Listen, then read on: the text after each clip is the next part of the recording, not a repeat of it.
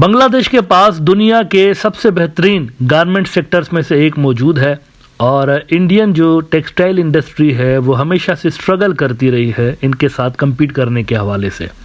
लेकिन रिसेंटली जो बांग्लादेश में पॉलिटिकल डिस्टेबलाइजेशन हुई है लास्ट ईयर, शेख हसीना का जो धड़न तख्ता हुआ है, इसके बाद इंडिया के अंदर ये सोच पाई जाती है कि इस पॉलिटिकल डिस्टेबलाइजेशन से फ़ायदा पहुंचाते हुए बांग्लादेश का जो शेयर है इंटरनेशनल मार्केट में वो हम अपनी तरफ खिसका सकते हैं। अब इसी मंसूबे पे अमल करते हुए इंडिया ने हालिया जो बजट इन्होंने फरवरी के शुरू में अनाउंस किया है, इसमें गारमेंट सेक्टर को बढ़ाने के लिए एक बहुत बड़ा बजट इन्होंने रखा है, इंक्रीज़ किया है काफ़ी ज़्यादा बजट इन्होंने, और जदीद टेक्नोलॉजी इंडियन गारमेंट सेक्टर के अंदर इंट्रोड्यूस कराने के लिए उन्होंने ये बजट बढ़ाई हुई है।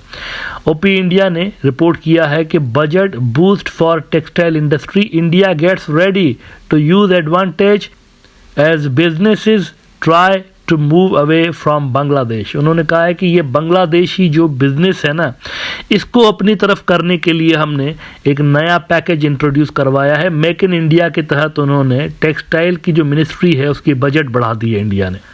कहते हैं कि on Saturday 1 February the union budget presented by finance minister Nirmala Sitharaman gave a big boost to the textile industry, announcing a 19% increase in the budget estimates for AY 2026 and 27. The BJP-led government allocated 5,272 crores to the Ministry of Textiles this year as compared to 4,417.03 crores in the financial year 2024-25. 19% उन्होंने budget बढ़ाई है और बांग्लादेश को target करने के लिए उन्होंने ये तकरीबन जो 1000 करोड़ से ज़्यादा का इन्होंने बजट बढ़ाया है। इसी वजह से बढ़ाया है कि बांग्लादेशी जो बिजनेसेस हैं उनको हम अपनी तरफ खिसकाएंगे। अच्छा, ये जो बजट इन्होंने बढ़ाया है इसके हवाले से ब्रेकअप देते हुए वो कहते हैं कि of the 5,272 crore rupees allocated in the 2025-26 budget for the textile industry, 635 crore will be used to upgrade the technology that is used by the textile industry under the amended technology upgradation fund scheme ATUFS। यानी नई technology, नई मशीनें मुल्क के अंदर लाने के लिए उन्होंने 635 करोड़ रुपए ज़्यादा उन्होंने यहाँ पर लगाए हुए हैं। और नीचे फिर उन्होंने जिक्र किया है कि कैसे हम बांग्लादेश के मौजूदा जो हालात हैं उससे फ़ायदा उठा सकते हैं। उसके लिए ये इंडिया का न्यूज़ आउटलेट कहता है, हाउ बांग्लादेश क्राइसिस में help India and textile sector.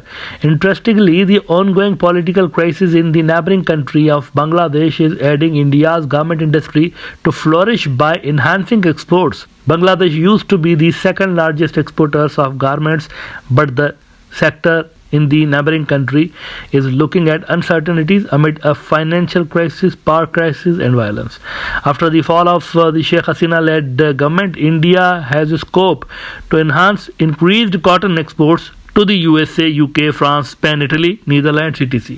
अच्छा, ये इतना ज़्यादा एक्साइटेड क्यों है इंडिया के अंदर? ये जो इतनी ज़्यादा एक्साइटमेंट नज़र आ रही है कि हमारे पास बहुत बड़ी ज़बरदस्त अपॉर्चुनिटी है बांग्लादेश का बिज़नेस अपनी तरफ करने के लिए, तो ये इसलिए खुश हो रहे हैं क्योंकि नवंबर तक, गुज़िश्ता साल जनवरी से लेकर नवंबर तक हुआ यह है कि लंबे अरसे के बाद इंडिया का जो एक्सपोर्ट शेयर है ना, वहाँ पर जो अमेरिका की तरफ चीज़ें इनकी सेल होती हैं गारमेंट इंडस्ट्री की, 4% बढ़ी हैं, 4.25% इंक्रीज़ हुई हैं।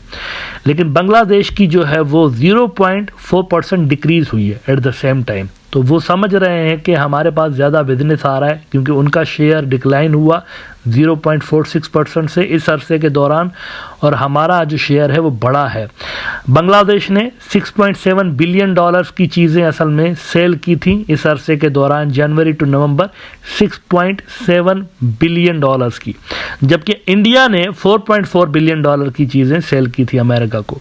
नेवरदलेस वो इससे खुश हैं कि हमारा ऊपर गया है ग्राफ 4.25% से और इनका गिरा है बांग्लादेश का, तो इसीलिए उनको एक अपॉर्चुनिटी नज़र आ रही है और इसी अपॉर्चुनिटी की वजह से उन्होंने टेक्सटाइल इंडस्ट्री जो अपनी है उसके लिए बजट बढ़ाई हुई है। लेकिन यहाँ पर देखें, ये जो 0.46% की गिरावट आपको नज़र आ रही है बांग्लादेश के गारमेंट सेक्टर के अंदर, इसमें ये पॉलिटिकल ये जो 2-4 हफ्ते थे शेख हसीना साहिबा की गवर्नमेंट के आखिरी जो हफ्ते थे, ये उसका इम्पैक्ट है असल में।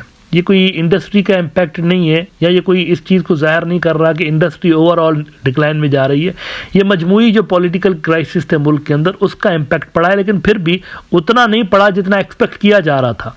यहाँ पर तो काफ़ी ज़्यादा फिगर बताई जा रही थी, एक्सपर्ट्स बिलीव कर रहे थे कि ये ज़्यादा होगा, बांग्लादेश के जो गारमेंट्स का शेयर है वो ज़्यादा गिरेगा, लेकिन इतना नहीं गिरा, 0.46% गिरा है। But the good thing is that Bangladeshi economy ने अब यूं लग रहा है कि डायरेक्शन पकड़ ली है और रीबाउंड हो रही है, और इसके जो आप नंबर भी देखेंगे ना तो उससे आपको अंदाज़ा हो जाएगा कि ये रीबाउंड हो रही है।